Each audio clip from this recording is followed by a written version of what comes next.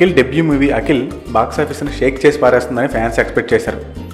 Cut చేస్తే average కంటెంట్తో తెరకెక్కిన అఖిల్ ఫస్ట్ డే 10 కోట్ల వరకు కలెక్ట్ చేసింది. సినిమాకి నెగిటివ్ టాక్ రావడం వల్ల అట్టర్ ఫ్లాప్స్ లిస్టులోకి చేరిపోయింది.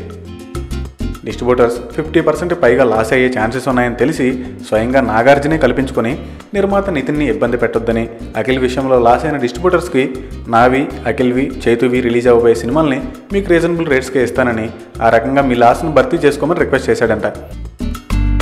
ఇదిలా ఉంటే తన ఫస్ట్ ఫిల్మ్ రిజల్ట్పై స్పందించిన అఖిల్ తన రెమ్యునరేషన్లో 40% నిర్మాత నితిన్కి తిరిగి ఇచ్చేశాడంట. హై ఎక్స్పెక్టేషన్స్తో రిలీజ్ అయ్యి ఇటువంటి సిచ్యువేషన్స్ ఫేస్ చేస్తున్న సినిమాల విషయంలో డైరెక్టర్లు కూడా ఎంతో కొంత స్పందిస్తుంటారు. కానీ వినాయక్ మాత్రం కథ, నిర్మాత, మ్యూజిక్ డైరెక్టర్ ఇలా ప్రతిదీ సెట్ చేసింది నాగార్జునే. నాకు ఇచ్చిన కథతో, టెక్నీషియన్స్తో నేను సినిమా చేశాను. ఈ విషయంలో నేను డబ్బు తిరిగిచ్చే ప్రసక్తే లేదు అంటున్నాడంట. ముందు ముందు అఖిల్ ఇంకెన్ని వివాదాలకు దారితీస్తుందో చూడాలి.